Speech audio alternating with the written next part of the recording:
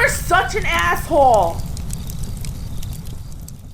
AssholeConsulting.com. Go there if you got questions, because I have answers, and they're all truthful. They're not lies to make you feel good. If you want to feel good, have a shot of booze. If you want the truth, pay me.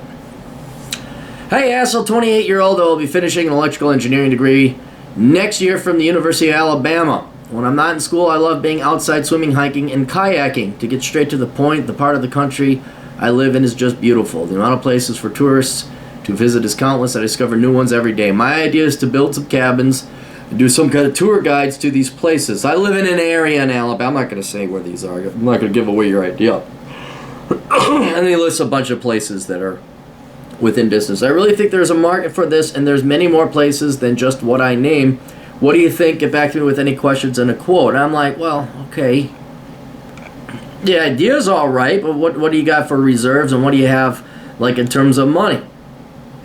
So he says, following up with your previous email I sent yesterday, my capital is a bit low at the moment. I have around $50,000. I haven't worked in the last year, so because I've been putting most of my time into school. I'll be done in spring. When I start working again, I'll be able to save almost every penny I make. I have no expenses like kids, wife. I own my truck and no house payment because I live in a rundown house that my dad left when he died. All right, so that's pretty good. You got some capital, and you don't have any living expenses, basically. I do not have any real experience with accounting. Yeah, that's what another question I asked. Okay, so how are you going to know if you're going to make money? The only thing that I have close to it is operating an only a fruit stand and a small dog kennel. I also have 2 trailers that I rent out that are paid for and give me a passive income of $700 a month. All right, so you have a little bit of managerial experience, but I'm good with math, so if you think this would work, I'm willing to put the time to learn it. Yeah, you should learn accounting, Andy. I think everybody should learn just a little bit of accounting, and you don't have to go to college for this. Don't spend money on it. Learn the accounting cycle. Learn some accounting methods like how to do your taxes. Learn the shoebox method. And I think you kind of already have that if you run a dog kennel or you run trailers and you have a Schedule E on your taxes. So you probably already intuitively know how to put together an income statement and do some taxes. So that's going to help you out. As far as experience, working for a company that does this type of thing, I don't have any, but I haven't heard of any in this area. Doesn't matter in this area, you need the experience running that type of thing, some kind of cabin retreat. Because you don't know what expenses and what's going to be required of it. I do know that there is an area to rent out cabins, but they are quite expensive, around $200 a night, and they don't do any kind of tours or anything. But I'm looking to appeal to a different group of people. I'm looking to attract people that want to travel and take a vacation without costing an arm and a leg. There's a reason that cabin costs $200 a night. Now, maybe the guy's greedy. Maybe he's making a ton of money off of that. But I'm betting it's because of the expenses and he doesn't get that many people coming through. All right? What I'm looking is to buy around 20 acres. I think I've already found the place, which will cost me around $100,000. Then set up some tiny houses. I was looking at those storage sheds that people have retrofitted, and they look like they would work great. I would be looking at around $8 to $10 grand each after finishing with them. Is that going to include electricity and plumbing? That's a key thing right there. That's going to cost you more than $8 to $10 grand for each of those. You're going to have to lay in the infrastructure. You're going to have to hook it up to electricity and plumbing at minimum. I'm thinking around 10 would be great.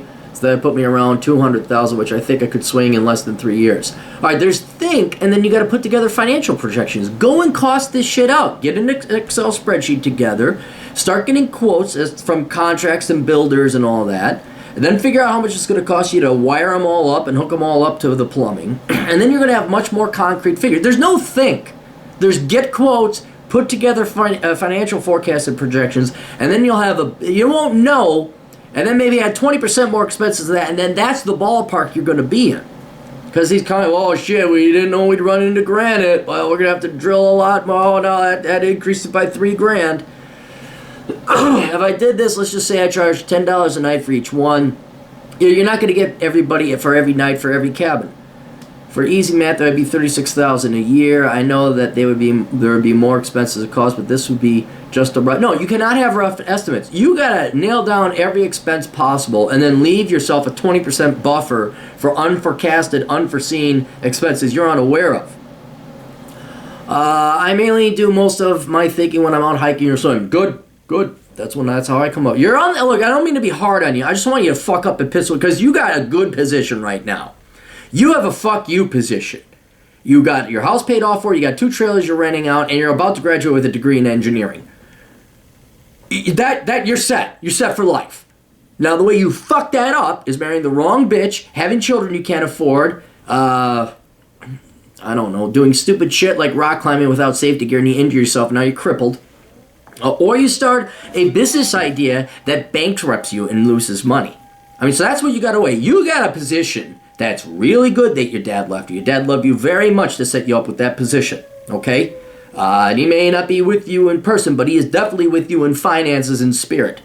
And you're going to have a real degree with a real job.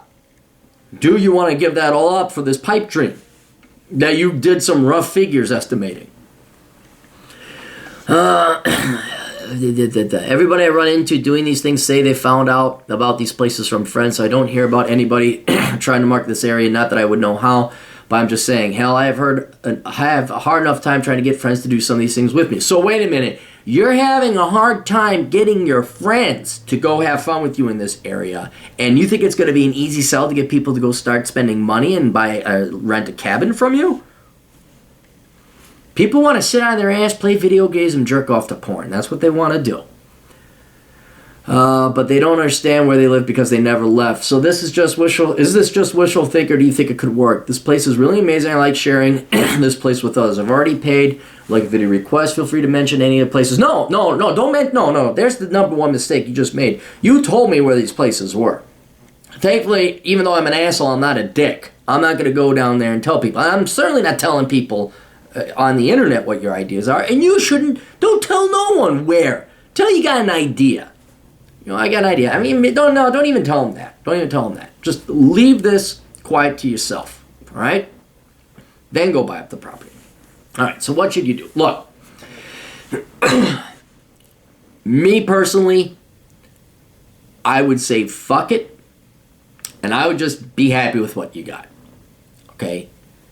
Now, if you want to do it, there's going to be the smart way and the stupid way of doing it. The stupid way is to buy it all up, invest all the money, you lose money, and then it's repossessed and you're bankrupt and you're fucked.